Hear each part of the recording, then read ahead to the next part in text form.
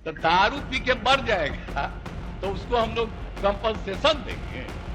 सवाल ही नहीं पैदा होता, ये कभी मत सोचिए।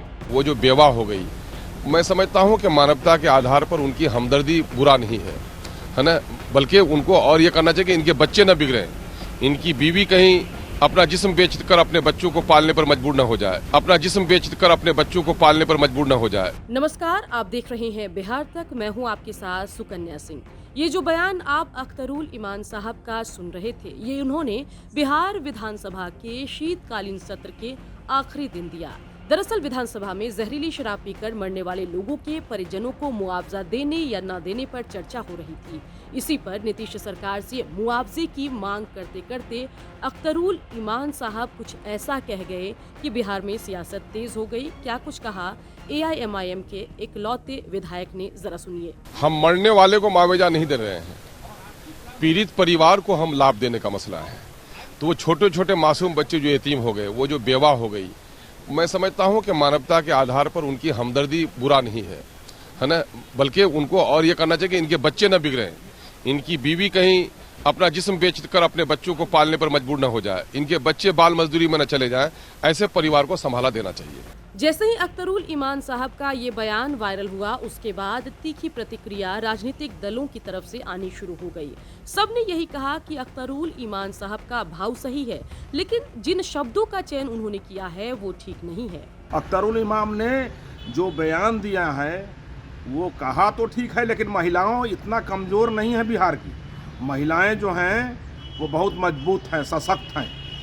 सरकार को मुआवजा देना चाहिए। जो शराबबंदी में जो 2 नंबर का शराब पी कर के मरे हैं, उन महिलाओं को, उनके परिवार को ज़रूर मुआवजा मिलना चाहिए।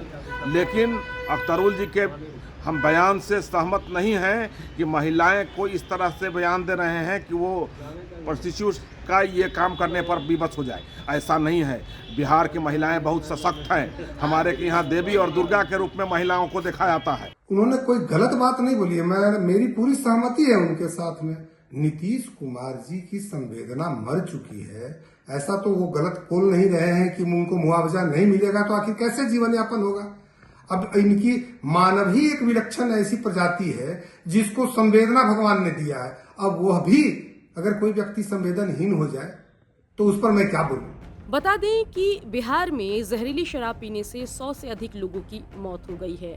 उनके परिजन जो हैं वो सड़क पर आ गए हैं। जिन परिवारों में मौत हुई है वो बेहद ही गरीब परिवार हैं, पिछड़े समाज से आते हैं। ऐसे में परिवार के मुखिया के निधन के बाद इन परिवार की महिलाओं का, बच्चों का क्या होगा, इस पर चिंता जाहिर करते हुए जो विपक्ष के नेतागण हैं वो बिहार सरकार से मुआवजे की मांग कर रहे हैं।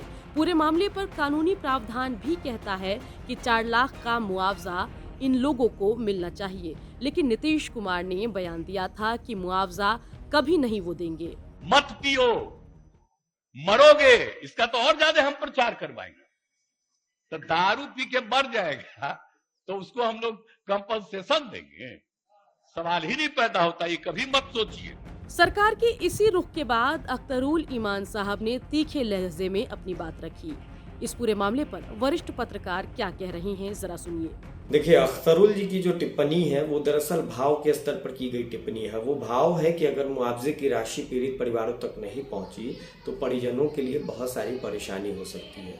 तो भावगत टिप्पणी को भाषागत आधार पर खारिज करना वो मैं मानता हूं कि ठीक नहीं है। भाषा के आधार पर, शब्द के आधार पर हो सकता है कि जिस संदर्भ में वो बात कर रहे हैं वो उसके लिए कुछ और प्रयोग कर सकते थे, लेकिन भाव क्या था? अगर शब्द को अलग करिए तो भाव क्या था? भाव उन्होंने चिंता जाहिर की है कि परेशानियां व्यक्ति को किसी भी दिशा में बढ़ने के लिए विवश कर देती है, तो इसलिए ऐसी कोई नौबत ना आए, इसलिए मुआवजा देना चाहिए। तो देखा आपने कि बिहार में शराबबंदी से मौत के बाद मुआवजे पर किस तरीके से सियासत तेज है। एक बात तो अख्तरुल ईमान साहब ने कही, लेकिन उस बात पर उनकी तीखी आलोचना हो रही है। लोग यही कह रहे हैं कि अगर उनको मुआवजा मांगना है परिजनों के लिए तो मांगे, लेकिन महिलाओं के लिए इस तरह के शब्दों का चयन न करे, क्योंकि हमारे देश की महिलाएं इतनी कमजोर नहीं है, विवश नहीं है जो वो घर चलाने के लिए इस तरह का रास्ता अख्तियार करें।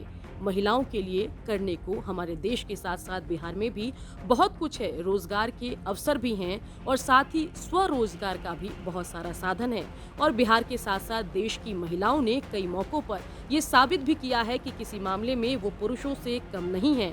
और जब भी मेहनत करने की बात आती है तो मेहनतकश महिलाएं परिश्रम करने के मामले में पुरुषों से पीछे नहीं रहती। पटना से संवाददाता अनिकेत के साथ ब्यूरो रिपोर्ट बिहार तक।